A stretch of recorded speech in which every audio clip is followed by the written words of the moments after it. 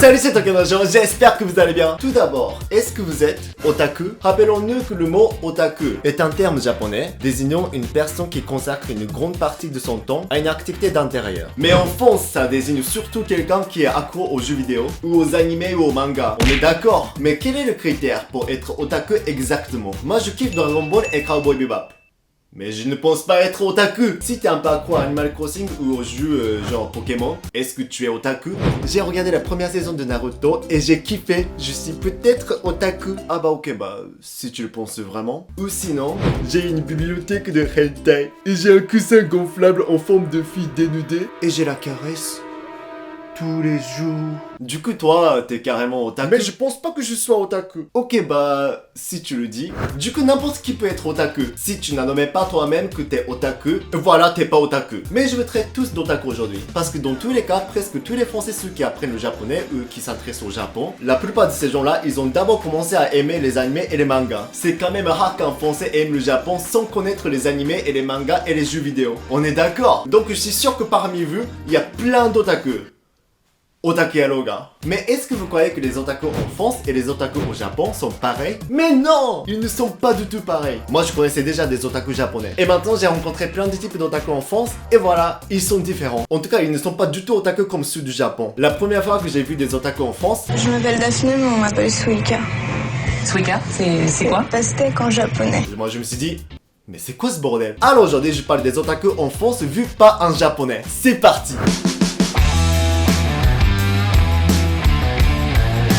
Déjà, pourquoi j'ai dit que les otaku sont différents en France et au Japon? Premièrement, les otaku français aiment le Japon. Les otaku français, ils aiment les mangas et les animés bien sûr, mais aussi ils aiment la culture japonaise et la langue japonaise. Joe, je dois absolument voir le mont Fuji. Je le vois partout dans les animés. Et j'aimerais tellement prendre une jolie photo dans les temples bouddhistes. Et j'aimerais tellement manger des omurice et ramen japonais. Oh, les animés me donnent envie de tester ces plats-là. Ah oui, faut que j'apprenne le japonais pour comprendre toutes les phrases dans les animés. Voilà, non seulement les animés et les mangas, mais la plupart aiment le Japon. Via les mangas, ils s'intéressent petit à petit à la culture japonaise. Mais les otaku japonais, ils aiment les mangas et les animés, oui, mais ça veut pas forcément dire qu'ils aiment le Japon. Ils sont juste japonais. Ils s'intéressent pas forcément à la cuisine japonaise parce qu'ils la connaissent. Et ils n'apprennent pas le japonais parce qu'ils savent déjà parler le japonais.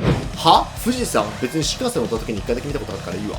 は？ラーメンとオムライス、そんなんどこでも食えんじゃん。てか食い飽きたし。アニメを見ると日本語の勉強になるからいい？は？お前バカにしてんのか?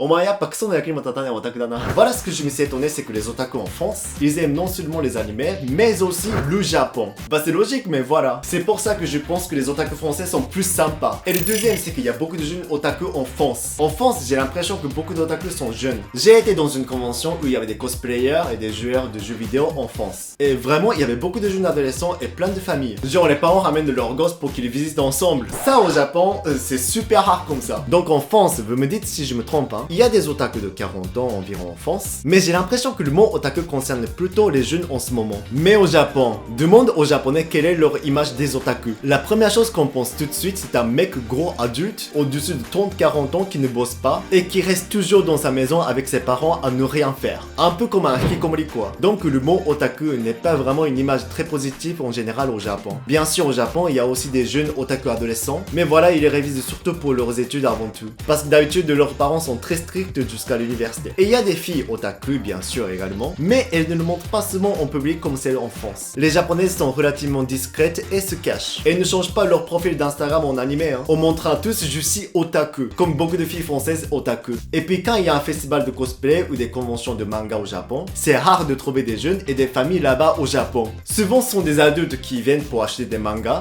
ou prendre des photos de cosplayers. ためだけに仕事もして働いたりっていうのもあるんで、もう人生の一部。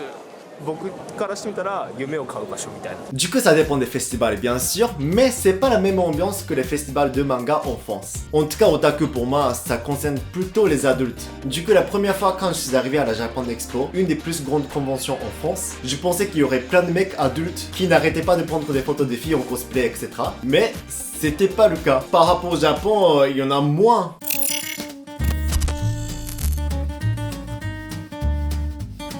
Des fois, quand je rencontre des otaku français, ils me sortent souvent cette phrase. Oh putain, t'es japonais? Oh, j'adore ton pays, c'est magnifique. Et d'ailleurs, t'aimes quel personnage dans Naruto?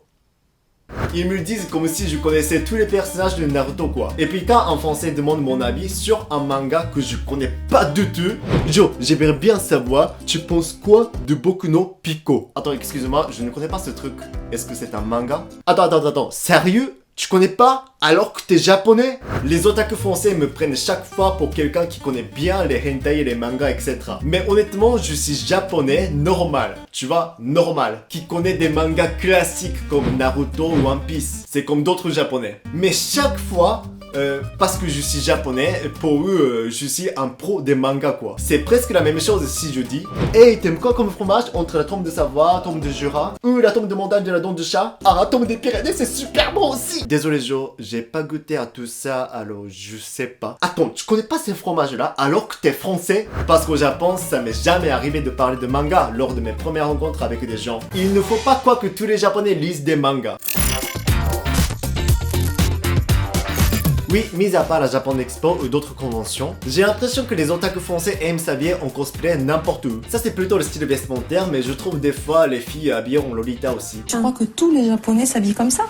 Non, mais eux au moins ils respectent, tu vois. Encore plus quand je vais au parc où il y a des cerisiers, forcément il y a des cosplayers qui font des shootings sur les arbres fleuris en France. Et certains étudiants en japonais en première année de fac, ils s'habillent en Pikachu dans les couloirs de la fac. What the fuck? Bah bien sûr je ne critique pas, hein, c'est pas négatif du tout, hein, c'est juste voilà Oui, à Halloween au Japon, on s'habille en cosplay, mais pas dans la vie quotidienne comme ça. En plus, ils ne sont pas otaku, hein, c'est juste pour rigoler et faire la fête. Au Japon, sur les arbres de cerisier, personne ne porte un cosplay pour un shooting. La plupart d'otaku japonais, ils portent pas de cosplay, parce qu'ils ont peur de se faire juger. S'ils ne sont pas professionnels, ils ont beaucoup d'hésitation à s'habiller en cosplay. Mais j'ai l'impression que les Français ont plus confiance en eux, et ils sont plus ouverts. C'est l'un des trucs qui m'a vraiment étonné en arrivant en France.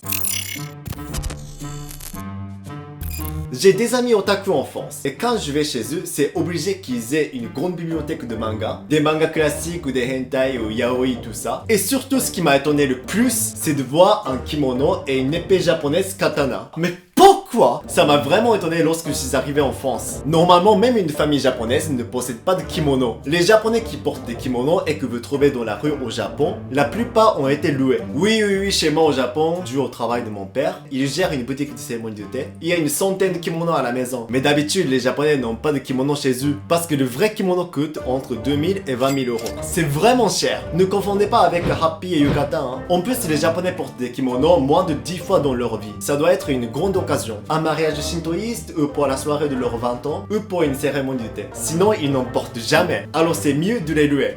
Presque aucun japonais n'achète des kimonos. Mais en France, beaucoup d'otaku achètent des kimonos en ligne. Au début, je me suis tellement étonné, mais putain, vous allez... Quand est-ce que vous allez porter en fait ces kimonos là, putain? Mais ça fait quand même joli et stylé, donc voilà, why not? Et le plus what the fuck, c'est une épée japonaise. Mais putain, à quoi ça sert?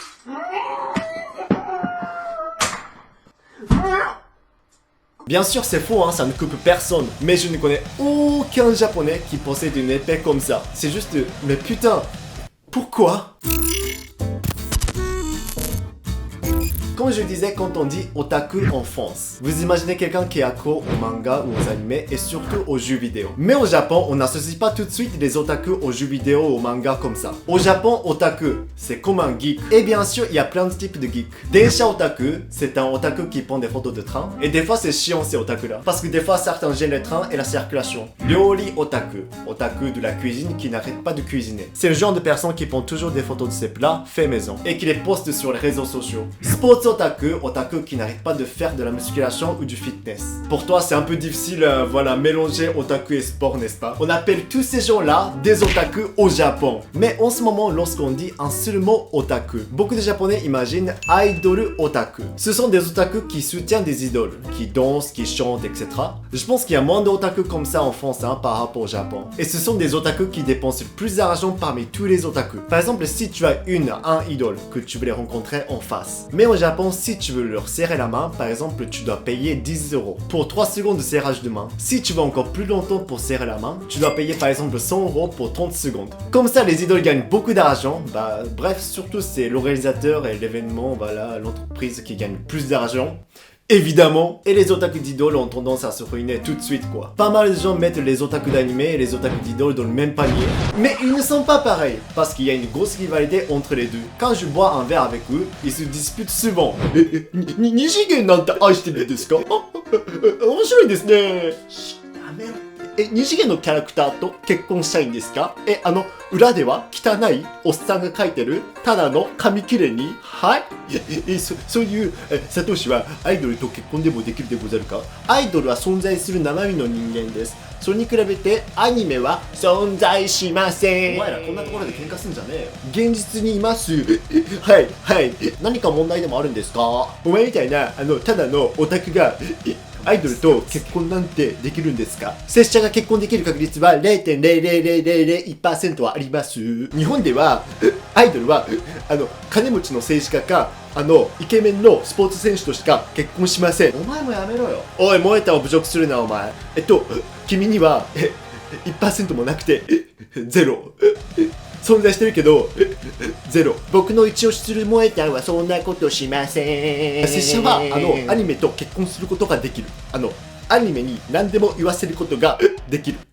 書けばできる。アイドルは生身の人間です。アニメは存在しません。仮に女がいたとしても女は老ける。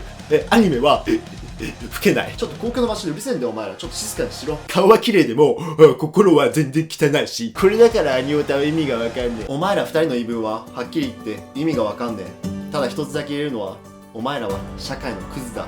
だから自重するべきなんだ。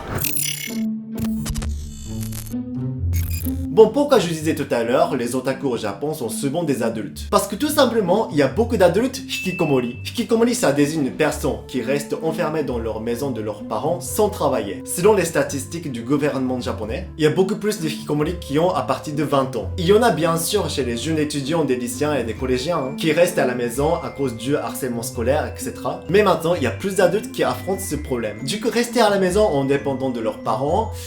Qu'est-ce qu'ils foutent pendant ce temps-là? Évidemment, regarder des animés et lire des mangas et jouer aux jeux vidéo en devenant otaku. Attention, ça veut pas dire que tous les otaku adultes japonais sont hikomori. Mais pourquoi ils sont devenus comme ça? Justement, le problème vient du stress au travail au début de leur profession. La plupart d'entre eux ont fini des bonnes études dans de bonnes universités et vraiment ils étaient sur le bon chemin en grimpant les échelons. Voilà, il y a beaucoup d'élites quoi. Mais tu sais qu'au Japon, dans la plupart des entreprises, les patrons engueulent leurs employés et même des fois ils les insultent pour les discipliner. Ça arrive rarement en France, hein. Moi, quand je bossais au restaurant au Japon à l'âge de 16 ans, mon patron m'a vraiment traité de petit con et de grosse merde. Du coup, maintenant, j'ai quand même un mental très fort. Mais normalement, s'ils n'ont jamais eu d'expérience de travailler jusqu'à 22 et 24 ans, et une fois que ces élites ont atterri dans le marché du travail pour la première fois, pour eux, c'est vraiment super galère au début. Parce qu'ils faisaient qu'étudier tout le temps au lycée, à l'université. Et puis, comme ils étudiaient tout le temps, ils n'avaient pas beaucoup de communication avec des potes, du coup, ils sont moins sociables. Bien sûr, c'est pas dans tous les cas, mais malheureusement qu'au Japon, c'est pas aussi protégé par la loi. Ils bossent comme des fous et certains patrons les traitent comme des merdes. Alors comme ces japonais là qui n'ont jamais été engueulés par leurs profs ni leurs parents, ils sont